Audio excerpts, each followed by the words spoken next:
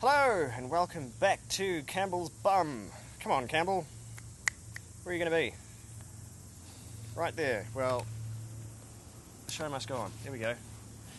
Hello and welcome back to the Single Malt Review for another sort of dregs episode, you could say.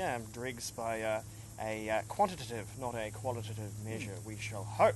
Because we've got just the very last of one of Dave's bottles of Bowmore. Let's see.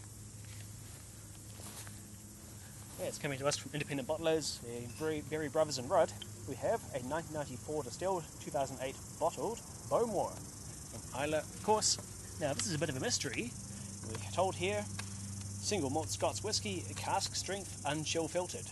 Cask strength, but we're also told 46% ABV, so either it's a very specific cask, or some sort of typos or shenanigans have happened to these labels. We'll find out. Well, actually, let's do a bit of science theatre here, because I think that if it is a single cask, they may have just gotten that percentage wrong, but there's a way you can find out.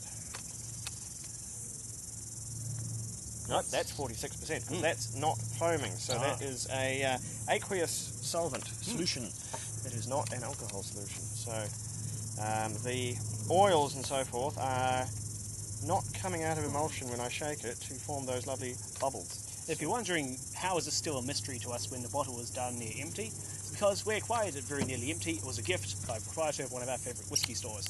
No, very good of them. So, we're going to say they just maybe got the single cask language wrong. I think this probably is a 46% as it suggests, which May is well good. be single cask, certainly not cask strength. Oh, yes. The Bowmore, one of my favourite Islay distilleries, in that they don't just annihilate you in the face with peat from the word go. It's one of the more, well, if you can call any of the Islay distilleries balanced, it's a little bit more balanced than, say, Lefroy or Ardbeg. It's not quite all peat all the time. It can be. They do make some expressions. They're a funny old distillery, and they've had their ups and downs, but some Islay fans really, really swear by them.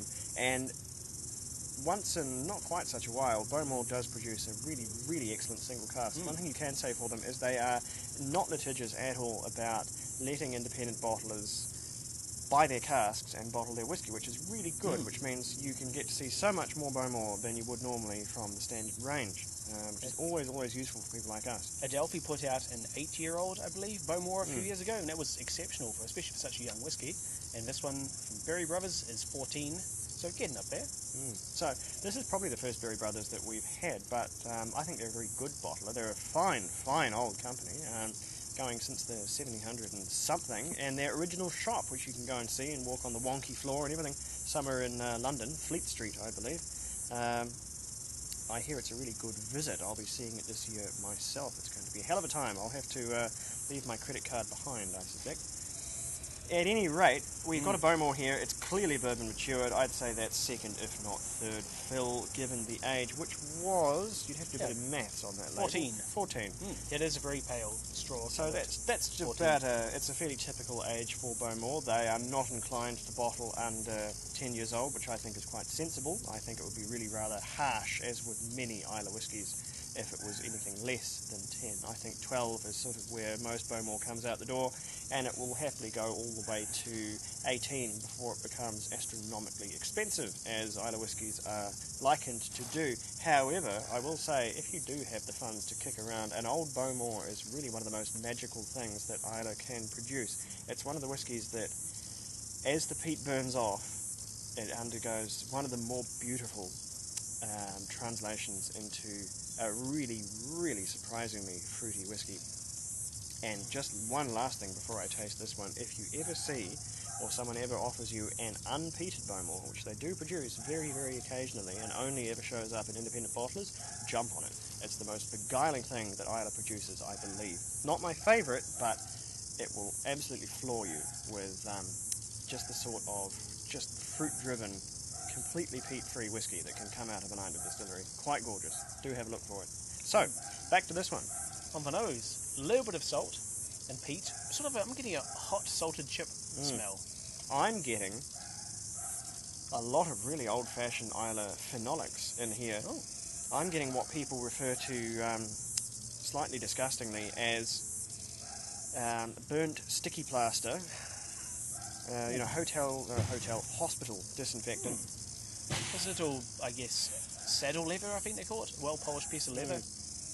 Very, very, very chemical whiskey. It's not fruity, it's not mineral, it's certainly peaty, but that direction that peat is going is medicinal. This is really, really the archetypical medicinal whiskey we have. There is a right touch here. of the Band-Aid on the nose there. There is certainly. absolutely the Band-Aid, yeah. I can't say it's my cup of tea, but I know that some people are really, really deeply into this rather industrially flavoured There is whiskey. some nice sort of beeswaxy leather to bring it back into a slightly more organic direction. So anyway, that's the nose, and it's not. There's no prickle, so I don't think it really needs any water. I'm but definitely we'll getting a see, scoop of yeah. hot chips, hot salted chips. Let's see what's on the palate. Ooh, there is some peat and some peat and some iodine. That and was some actually salt. that was actually holding back on us. That for something with not the most expressive nose, that's a real explosion on the palate. That is fiery and youthful, expressive, huge phenolic peat there.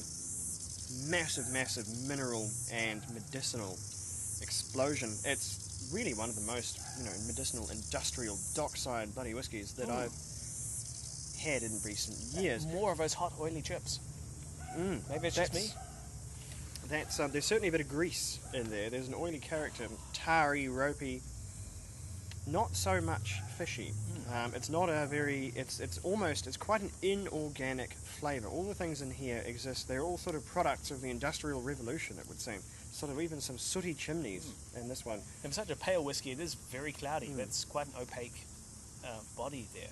So there's a lot going on. I think for such a low bottle as well, we're seeing a bit of evaporation in there. There's a slight flatness to it, which isn't the fault of the whiskey. I think it's just because of all that headroom.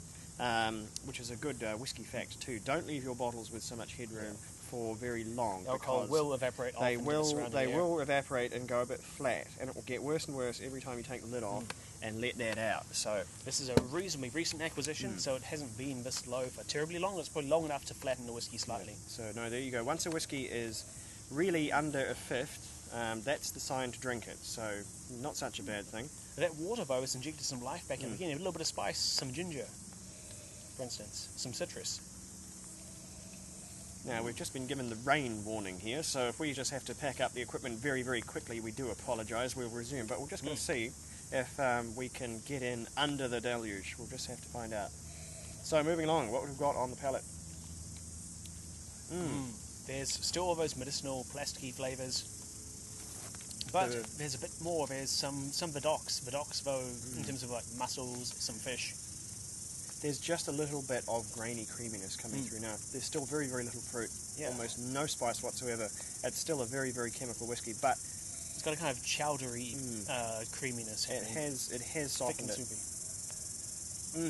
Very smooth. I really have difficulty getting to grips with this. It's so much not my cup of tea, whiskey-wise. It's very far from my style, but I could absolutely appreciate the art that's gone into it. It's such an odd thing. It's something that really, really perfectly describes what a wide and crazy world the world of Scotch whisky can be. The different flavours it can express. You could give this to someone who didn't know what whisky was, and they would think it was a completely different drink from another country, conceivably from another planet, than a soft Speyside or Highland dram. They really would. It's just so different. If you want to experience the complexity and richness that Islay whiskey can offer without being blown away by peat, then this is definitely the way to do it. It's by no means a low peat whiskey, it's from Islay after all, but it allows that beguiling complexity, the sheer range of flavours and characters to really come through and speak for themselves. Yes, indeed. So, obviously this bottle will be long gone. This is quite a few years old now. This was bottled all the way back in 2008, so long unavailable. However, it's not in any way atypical of many Bowmores, so just keep an eye out for those independent bottles, and I'm sure you'll see one come along, because it comes along in independents, particularly in Berry Brothers. They must have quite a good stock of Bowmore. It comes along very frequently, and it's really always a pretty good buy, and it won't cost you an enormous amount of money either, because it's not the most valuable whiskey label on it, Bowmore. It keeps its head fairly close to the ground in terms of exclusivity. So, at any rate, scores. My score on this one would have to be a 73. I recognise its quality, but it's just really, really hard for me to really mesh with it. It's just not my type as whiskies go. What do you think? I'll go all the way up to an 80. Normally my Islay whiskey scores are a bit lower because of the exceptional peatiness, but in this case it works for me. There's so much happening which is not peat that it really is like a total Islay package which I can really connect with and appreciate fully from top to bottom. Well, there you have it. Really quite a good and certainly quite an interesting Bowmore from Berry Brothers and Rudd.